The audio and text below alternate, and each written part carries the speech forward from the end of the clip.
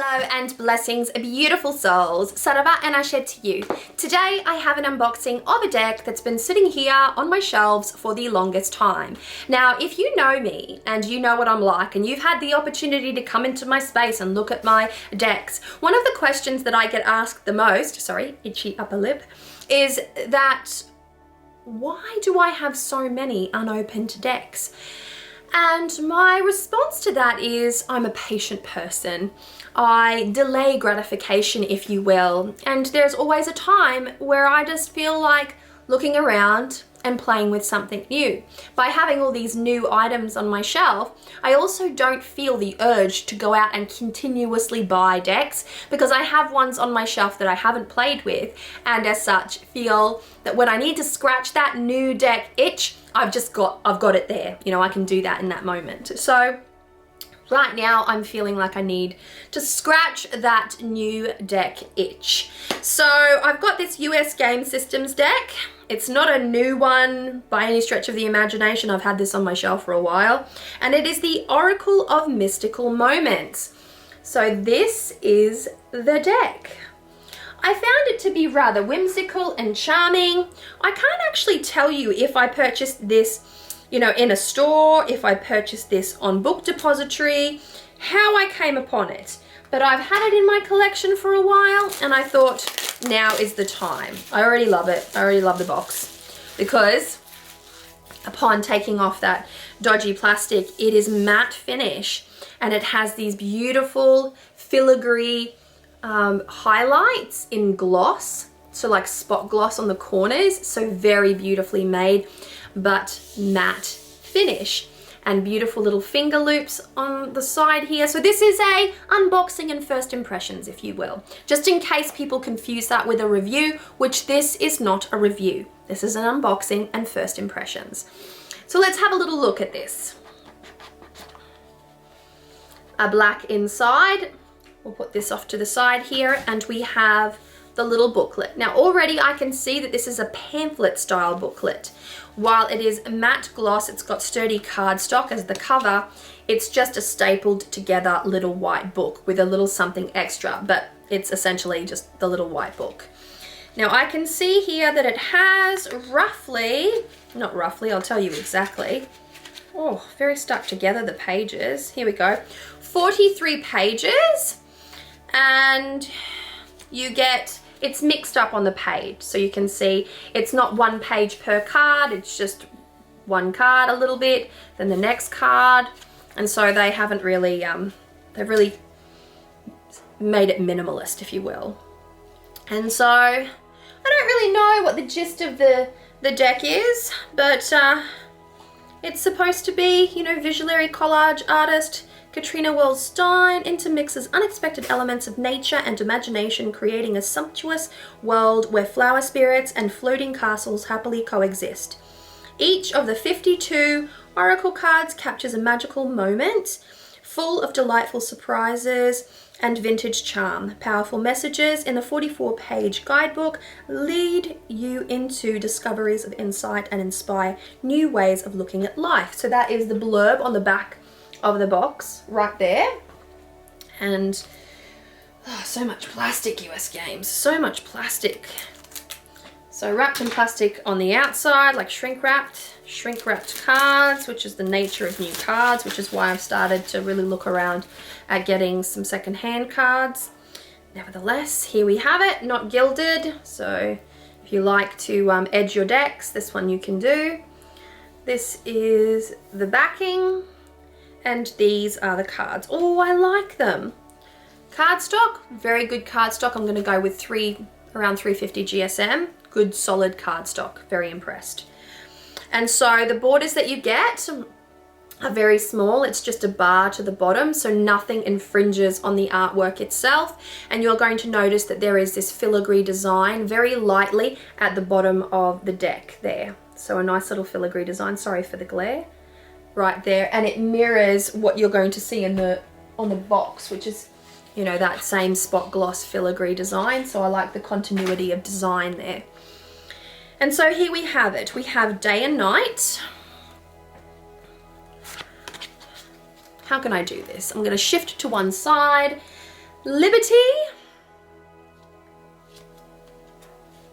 Sleeping Beauty's Dream. Oh, I like this one. Very whimsical. Moon Dance. This is really, really pretty. Oh, I'm loving it. Bloom. Wow, this would be a great card to work with as far as a blossoming or a blooming spell. You could even use a beautiful oil like this, Divine Blossom and Bloom. Oh, they would look beautiful together. They would look beautiful. I can see the ritual now. I can see it. Then we have Listen. Very nice. Pure Nature. This is really charming. Very fairy-esque, if you will. Then we have Red Garden. This is even more fairy-esque. And then we have Rose Garden, which is really nice. The next one is Flower Spirit. So pretty. Aww, it's so nice. Queen Bee. Oh, this next one makes me think of Anna, who loves to do like windswept hair in her illustrations. This is All Is Connected. And then we have Morning Dew Girl, which is very, very lovely. There's a bit of an Asian influence there. I really like that the beauty that's there. The Art of Seduction, that's very nice. The Art of Seduction. There we have it. Then we have Elixir of Life. Following Eva, which is absolutely beautiful. For some reason it reminds me of the Queen of Hearts in Alice in Wonderland. That just reminded me of that. And Miss Sunshine. Reminds me a little bit of the Enchanted Map Oracle.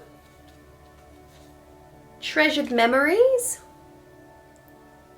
I love the illustrations. I love the color. I wonder if they're made from like acrylic or oils. Looks more like acrylic. The Journey could be a different type of art medium altogether. I'm not an artist, so I don't know. I shouldn't even, venture a guess. Under My Umbrella. That's interesting. Is that a man? Yes, it is. Oh, and then we have Tiny Triumphs. That's really sweet. The artwork's really charming. It's very whimsical. Definitely like a bird. Very nice. The Gift. Super, super lovely. Oh, Mermaid's Love. And I love that the mermaid has it's almost like a peacock pattern on the tail. Super nice, super, super nice. Then we have Protective Nest right here. Transformation, butterfly energy is there strong in transformation. We have the Gardener, which is next. There we go with the Gardener, very green. I think my husband would love the Gardener. Can You Hear Me is the shell. Oh, I love that. It's got a little Venetian energy to it. Then we have the Perfect Key. Reminds me of the key maker in the Matrix. White Rose of Hope. This is stunning. Isn't that beautiful? It's got a lunar aspect to it, the silvery hue of the moon. Then we have Lorelei. Oh, and that's another fishy. Another kind of mermaid fish kind of thing. Touch the Sky. A little bit of an ode to Rapunzel with this one here. Very nice. Then Weaving the Flowers. And this is the cover art on the box of the deck. That's card number 33. An auspicious number.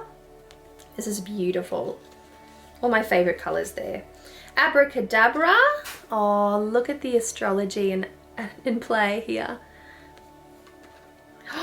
A Long Way Home. Oh my gosh, look at the palace and the balloon. And then we have here House of Flowers, which I think is really obscure and abstract in its way. And then No Rain Today. That's nice. It's its own little celestial nature. Let's have a look at Lullaby. Oh, this is charming. Doesn't that one have character to it? So beautiful. You've got the night sky featured in the, what is it called? The cello. I was going to say the violin, but it's not. My home is my castle. That is number 39. My home is my castle. And Oh Sunny Day. I feel like there's another sunny card in here. So there might be a repetition of sort of symbolic meaning. Home in the sky. There's a lot of homes in the sky in the deck. A lot of floating establishments, one might say. And then change of season, which I think is really beautiful. A good one to call in autumn. Then we have Secrets, which is number 43. Little keys there. And then Stranded. I love the symbolism here. Number 45 is New Directions. Oh, there's that dandelion wish vibe there. The Night Ride, the beautiful elephant. What is on the back? Oh, owls. Oh, owls, beautiful owls. God, I love owls, don't you? Do you like owls? My Dear Friend. Beautiful prominent stag horns there. Just lovely. And then we have Butterfly Garden. There's a couple of other cards featuring the butterfly. Keys on a Tree. So keys are another symbol that the artist is obviously fond of. And then we have here The Observer, which also has the dandelion feel to it in the beautiful woman's hair. And then we have The Moon and Back. Oh, look, very serene. Oh, we've got Sea Witch. This is really nice. Looks like a baby. It's a baby sea witch. And that's it, 52 cards, and we're back to day and night. So as you can see, the deck has a really whimsical feel to it. There's a couple of other decks that it reminds me of, and I have to think about that. It is definitely the Enchanted Map, but there's another Colette Baron Reid one that it reminds me of. Nevertheless, it's absolutely beautiful, and I'm really excited to see what type of energy it calls into sacred space. Like I'd be liking to know how the cards read, what kind of interpretation they have. So let's see here. Bloom. Self-confidence, femininity, individual fulfillment. A woman gazes into the eyes, blah, blah, blah. Okay, so you have they're your key words: self-confidence, femininity, intuition, individual fulfillment. And then you get a description of the cards plus a few questions, kind of like journal prompts.